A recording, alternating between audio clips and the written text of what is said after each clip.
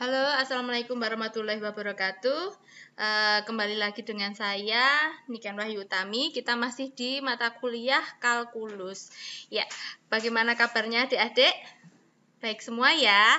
Untuk pertemuan hari ini kita akan membahas tentang limit fungsi. Untuk di pertemuan sebelumnya kita sudah membahas tentang fungsi. Nah, untuk pertemuan hari ini kita akan membahas limit fungsi. Sebelumnya, apa itu limit? Tahu nggak? Atau dulu mungkin waktu di SMA atau SMK pernah membahas tentang limit. Limit itu apa? Ya, limit. Barangkali kalau di kehidupan kita sering bilang, aduh, uangku udah limit nih. Nah, itu biasanya kenapa kita bilang kayak gitu? Duh, pulsaku udah limit nih. Kenapa kita bilang gitu? Iya, limit itu biasanya kita di kehidupan sehari-hari kita mengibaratkan dengan sesuatu yang hampir habis, mendekati habis. Nah, tentang bahasan tentang limit fungsi ini juga sebenarnya lebih ke istilah seperti mendekati gitu, bisa kita istilahkan seperti itu.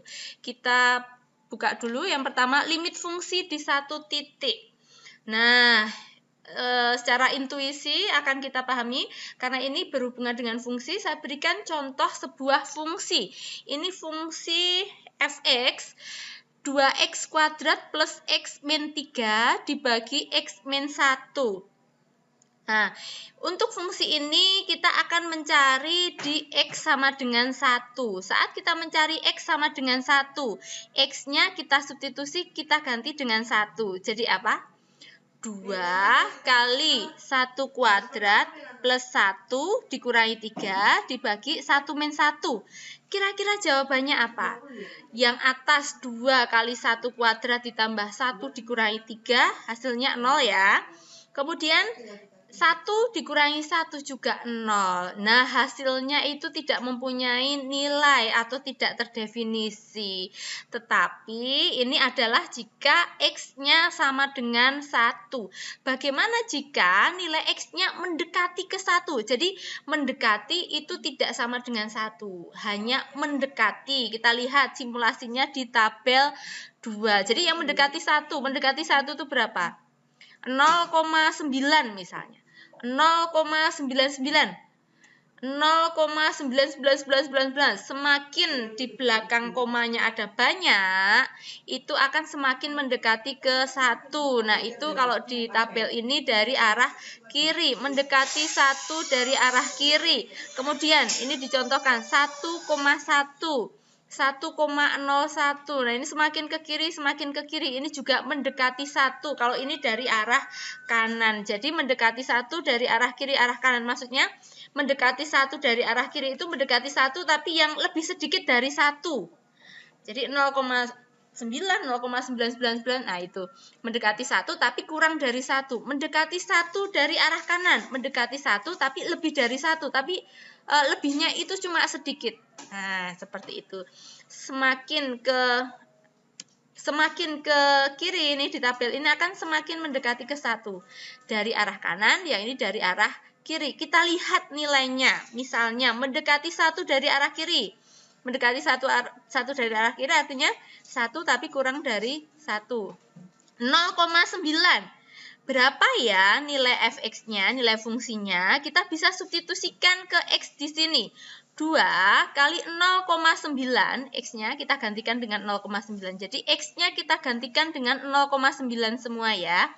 2 kali 0,9 kuadrat ditambah 0,9 dikurangi 3 dibagi dengan 0,9 dikurangi 1. Tentu ada hasilnya ya, bukan 0 dibagi 0 seperti yang tadi. Nah, di sini sudah saya sajikan, di sini 4,8. Nah, kemudian dari arah kanan 1,1. Ini menggantikan nilai x-nya. 2 kali 1,1 kuadrat ditambah 1,1 dikurangi 3 dibagi dengan 1,1 dikurangi 1. Ternyata hasilnya itu adalah 5,2. Nah, teman-teman semua bisa mengisikan ini nanti. Yang belum ada isinya bisa dicoba. Silahkan pakai kalkulator, nggak usah pakai ditulis biasa. Bisa pakai kalkulator, saya persilahkan. Kita hanya mau mengecek nilainya itu berapa. Nanti hasilnya akan terlihat bahwa semakin mendekati ke 1 X-nya, nilai Fx-nya ternyata ini mendekati ke 5. Di sini juga yang dari arah kanan, semakin kecil mendekati ke 1, ternyata nilainya juga semakin mendekati ke 5. Nah, untuk yang seperti ini disebut limitnya, nilai limitnya mendekati ke 5. Jadi, tadi kalau X-nya sama dengan 1, itu tidak ada nilainya. Tapi, untuk limit X mendekati 1, nilainya ada, yaitu berapa? 5. Ada bayangan untuk limit fungsi ya, teman-teman ya? Oke. Selanjutnya, ini tadi pemahaman secara intuisi. Bagaimana secara matematisnya? Belum matematis tadi, belum. Tadi secara intuisi. Secara matematisnya seperti ini. Ada apa itu ya? Itu notasi matematika. Kalau di matematika, di prodi pendidikan matematika, saya minta untuk tahu, tapi di sini cukup tahu saja. Jadi tidak saya perkenalkan juga nanti. Jadi definisi limit fungsi secara matematika. Misalkan f suatu fungsi yang didefinisikan pada selang terbuka I yang memuat C, kecuali mungkin di C itu sendiri. Maksudnya untuk C yang tidak, untuk X mendekati C, dalam arti tidak sama dengan C. Jadi hanya mendekati. Tadi kita sudah bahas yang di atas di slide sebelumnya, itu mendekati 1, tapi tidak sama dengan 1. Oke, membacanya bagaimana? Kok ada huruf-huruf kayak gini? Saya coba bacakan ya. Ini yang huruf A jempalik itu untuk setiap. Ini epsilon. Yang E terbalik ini adalah terdapat. Kemudian E yang bentuk ini sedemikian hingga. Kita coba membaca.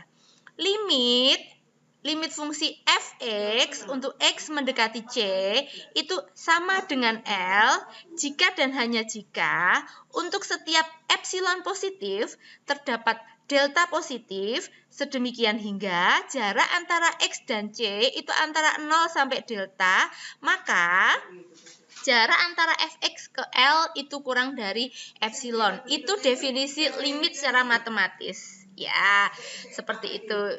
Yang penting tahu saja. Tapi kalau bisa hafal lebih bagus lagi.